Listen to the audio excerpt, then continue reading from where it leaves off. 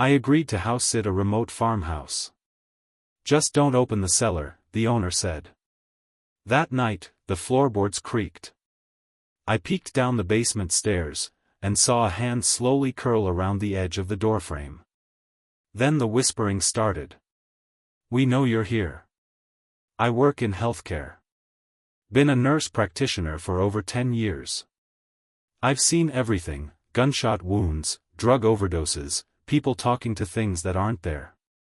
You get numb after a while. Detached. That's how you survive." So when my fingers started shaking last November, I didn't panic. At first, it was just my pinky twitching while I was typing up discharge notes. Annoying, but not a big deal. I figured it was a pinched nerve or too much coffee. I work long shifts at a clinic in Denver, mostly geriatrics and post-op patients. Stress comes with the job. You push through. But it didn't stop. A few days later, my whole left hand locked up while I was suturing a guy's leg. Just froze. Couldn't move it. I had to switch hands and pretend it was nothing. My supervising doc looked at me like I needed to take a break. I didn't disagree. I chalked it up to burnout. Then the writing started. I came home from a night shift and found sticky notes on my kitchen table. My handwriting, kind of, but sloppy. Like someone imitating it with their left hand. At first, it was just random words. Open. Listen. Downstairs. I don't even have a basement. Then they got longer. Let us out. Not your body. We are so hungry. I live alone. My ex Carrie moved out last summer. No kids, no dog, no one to play pranks. I thought maybe I was sleepwalking. Maybe writing in my sleep. But that didn't make sense. I don't sleepwalk. Never have. And why would I write that? Then one night, I woke up to pain. My hands were clawing at my skin. Deep, red gashes along my arms and stomach. My fingers were digging into me like they were trying to tear something loose.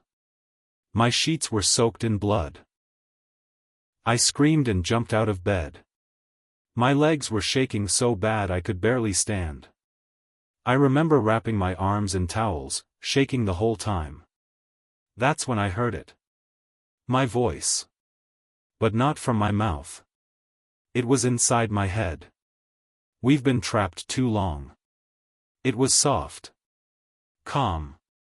Like someone whispering a secret. I went to urgent care the next morning. Told them I fell. The nurse looked at the scratches and said they looked self-inflicted. I told her I didn't remember doing it. She gave me a referral for a psych consult. I shoved it in my coat pocket and left. But it didn't stop. At work, I couldn't write prescriptions anymore. My hands wouldn't do it. I'd try to write amoxicillin 875 bid, and my fingers would just freeze. Sometimes they'd start writing other things. Names I didn't know. Addresses. Symbols. It got worse at home. I'd wake up to find writing on my skin. My legs, my stomach, even my chest. It looked like I'd used a Sharpie in my sleep. We are awake. We remember. We're still here. I started losing weight. Fast. My hands wouldn't let me eat. Every time I tried to lift a fork, they'd jerk it away. Smack food out of my hands. I tried to force it down anyway, but I'd end up choking. I could feel them fighting me. From inside. They didn't want me alive. They wanted control. One night, I blacked out. When I came to, there was a knife on the kitchen floor. Blood on the counter. Not a lot, just enough to scare me. My hands were shaking, covered in ink. They'd written all over my arms again. Names. Dozens of names. I took pictures. Googled every one of them. And that's when it all started to make sense. These weren't random names. These were patients. People I'd treated years ago, back when I was doing rotations in a rundown nursing home in Pueblo. Before I got licensed. When I was just trying to keep my head above water. That place was a nightmare. Understaffed, underfunded, and full of forgotten people. People no one checked on. People no one would miss. And we cut corners. All of us did. We overmedicated. Ignored call lights. Let sores fester because we were short on staff. And sometimes, yeah, we falsified records. Said we turned patients when we didn't. Said they refused meds when we just forgot. I told myself it wasn't my fault. That I was just doing what I had to. But those names? I remembered some of them. Mr. L, who died alone in his room, soaked in urine because we didn't have enough aides to clean him. Mrs. T, who we gave too much morphine because she wouldn't stop screaming. I'd told myself I was helping her. But maybe I just didn't want to hear it anymore. Now those names were on my arms. Now they were inside me. Whatever is in my hands, it's not a ghost. It's not just one person. It's all of them. Every soul I failed. Every death I walked away from without looking back. They're not angry. They're starving. And they want out. After I figured out the names were real people, I tried to stop the whole thing. I threw away every pen in my apartment. Burned the papers they wrote on. Taped gloves to my hands at night so they couldn't move. I even started sleeping on the couch, thinking maybe the bed was the trigger. Like maybe it was just stress and I needed to change something. But they didn't care. They started using other things. I'd wake up with messages scratched into the mirror using my toothbrush. Carved into soap bars. Scratched into the hardwood floor with my nails. One morning, the words, "Remember Alma," were burned into my kitchen table. I don't have a lighter. I don't even smoke. But I remembered her. Alma was one of the first hospice patients I ever had. Nonverbal, bedbound, barely responsive. She used to moan in her sleep. We thought she was just confused, maybe hallucinating. I remember another nurse said, "She's gone already. Body's just waiting to catch up." So we stopped checking on her as much. She died overnight. Alone. That day, my hands didn't write. They screamed. Every finger snapped open like they were being pulled on wires. My wrists cracked, fingers splayed wide, and they started slamming against the wall. Over and over. Until the drywall cracked. Blood smeared across the wall like they were painting with it. I fell to the ground sobbing.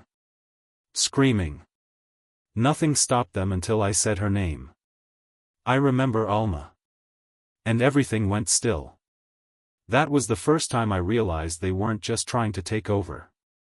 They were punishing me. I started trying to fix it. I made a list of every name they wrote. Found family members where I could. Sent anonymous letters. Donations. Flowers. Anything I could do. I left cash in mailboxes. Paid off hospital bills. I even drove out to Las Cruces to repaint a vandalized grave marker. But it wasn't enough. They didn't want me to make it right. They wanted me to feel it. I started seeing flashes. Not dreams. Memories. But not mine. I'd be walking through the grocery store and suddenly I'd smell disinfectant and hear beeping machines. Feel bed sores.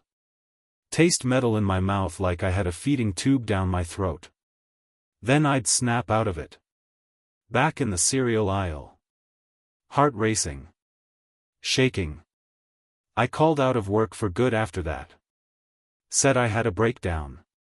Which, at this point, wasn't far from the truth. But then something changed. Last week, I woke up in my car. parked outside the old nursing home in Pueblo. It was boarded up now. Shut down years ago after a state investigation found major lapses in patient care.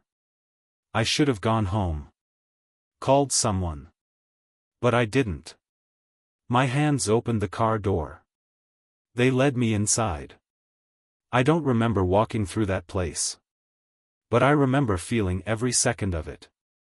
The hallways were dark. Silent. But in my head, I heard everything. Call lights dinging. Coughing. Wheezing.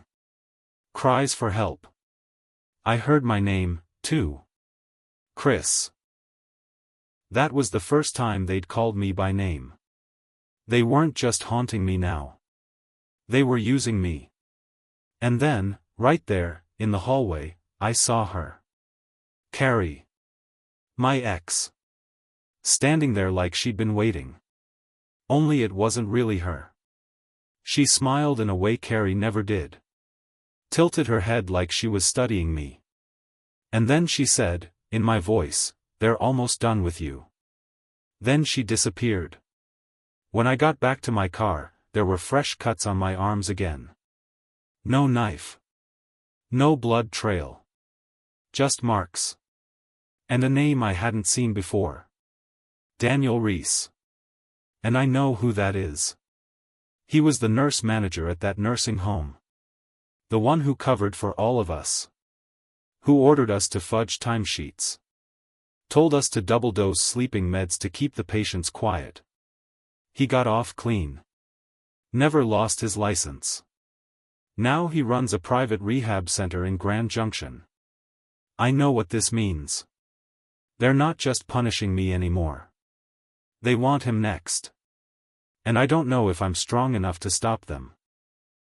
They let me go later that day, but told me not to leave town. They didn't have enough to hold me, but they also didn't want me too far. Said I might remember more. I didn't sleep that night. Not just because of what I'd seen, but because of what they told me when the recorder was off. The woman, Agent Dyer, she finally gave a name, leaned in just before I left and said, "If you hear the whisper again, don't answer it. And whatever happens, don't go back to the house." I asked her what would happen if I did. She didn't answer. A few days passed. I crashed with Reese in Temple. He believed me, mostly because he knew Doug had always been off. We got drunk that second night, sitting out back behind his place, and he told me Doug had spent time in juvie for something he wasn't allowed to talk about. Even as a teen, Doug had a thing for locked doors and dark places. Then, day 5, I woke up to a call from a blocked number. It was a voice I hadn't heard before. Woman. Young. She said only one thing: "They're not dead. They're still down there. Go back." And then the line went dead. I tried calling the agents. Nothing. Straight to voicemail. I knew it was stupid. But that night, I drove back out to the farmhouse. I parked down the road and walked through the cornfield. The place was quiet, totally dark. No police tape. No security. Just the wind. I thought maybe it had been cleared out. Maybe they were done. I snuck in through the back door, the same one I'd run out of barefoot. The kitchen still smelled like dust and rusted metal. The cellar door was shut. But the lock, it was gone. I stood there for a long time. Then I heard it again. The voice. But this time it was a child's. "Please. Don't leave me here." I should have turned and walked out. But I opened the door. And the stairs were gone. Just a black drop into nothing. Like the whole cellar had caved in or been swallowed. Then I heard a scraping sound behind me. I turned. And Doug was standing in the hallway. But it wasn't Doug like I remembered. His skin looked sunken, pale, his eyes too wide, teeth cracked. He wasn't wearing what he left in. His shirt was wet, torn, like he'd crawled out of something. You shouldn't be here, he said. I reached for my phone. He took a step forward. You opened it. I didn't, I lied. You let it out. What? He looked down at the cellar. That door was never to keep you out. It was to keep it in. And then he ran. Out the back, through the field. Gone. I called Reese, told him everything. He came to get me. Said he didn't see anyone outside. No Doug. No voices. But when we drove away, I looked back through the side mirror. And there was someone standing on the porch. Head tilted. Watching us leave. Not Doug. Not human. Just, tall. Thin. Pale. And smiling. I didn't sleep again after that night. I kept thinking about the cellar. About Doug. About that thing on the porch. I knew something got out. And it was my fault. I started seeing things. In reflections. In shadows. At the edge of my dreams. I'd hear footsteps at night in Reese's house. The floor would creak outside the guest room door. I started locking it, pushing a chair against the knob. I wasn't paranoid. I was already too late for that. Reese believed me until the night he didn't. He caught me standing in his kitchen at 3 a.m., just staring at the faucet. I didn't remember getting up. He grabbed my shoulders and said my nose was bleeding. Said I kept whispering, "I know you're here." I begged him to help me go back. Just once. One more time. We'd board it up, pour cement, burn it, anything. I just needed to seal it. Lock it. Make it stop. He said no. Told me to leave. Said he didn't want, whatever this is, in his house. I slept in my car for 3 nights after that. Then Agent Dyer showed up again. Not with her team. Just her. In a rental, by herself. I recognized the sound of her heels before I saw her. "I told you not to go back," she said. "I didn't have a choice," I said. "It called me." "You opened the door." It was open. She didn't say anything for a minute. Then she handed me a file. It was filled with photos. Not crime scene shots. Not bodies. Drawings. All of them of the same thing, a tall, pale shape. Long arms. No face. Scratchy, angry pencil marks. Dated across decades. From kids, adults, even prisoners. Some pages had only one word written across them, "IT follows." She told me the government used to monitor the house. That the cellar had been sealed in 1994, after something escaped. Doug's grandfather reopened it in 2001. Doug kept it hidden since. He thought he could control it, she said. He fed it. What happens now? She gave me a long look. You helped it wake up. That night, Reese died. They found him in his backyard. Arms twisted the wrong way. His mouth torn open. Blood everywhere. No signs of forced entry. No fingerprints. But on the back porch, they found the same carvings from the cellar burned into the wood. Scratched in deep. I knew then, it was coming for me next. But I wasn't going to wait. I went back. This time, with gas. With matches. With a chainsaw I borrowed from a guy who didn't ask questions. I soaked the floor. The walls. The beams. And I waited. At midnight, the cellar door creaked open. The thing stepped out, slow, tall, its body thin like stretched wax. No face, just smooth skin and the sound of wind when it moved. "I see you now," it said. I lit the match. "See this."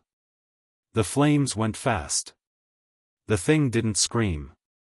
It just watched. I heard whispers all around me as the house burned. Names. Places. Begging. Crying. Accusing. You brought it out. You fed it. You let us die. The porch collapsed behind me as I ran. The air stank of ash and old blood. I didn't stop running until I saw headlights. Someone must have called it in. I didn't wait to explain. I got in my car and drove. I don't know if the fire killed it. I don't know if it ever dies.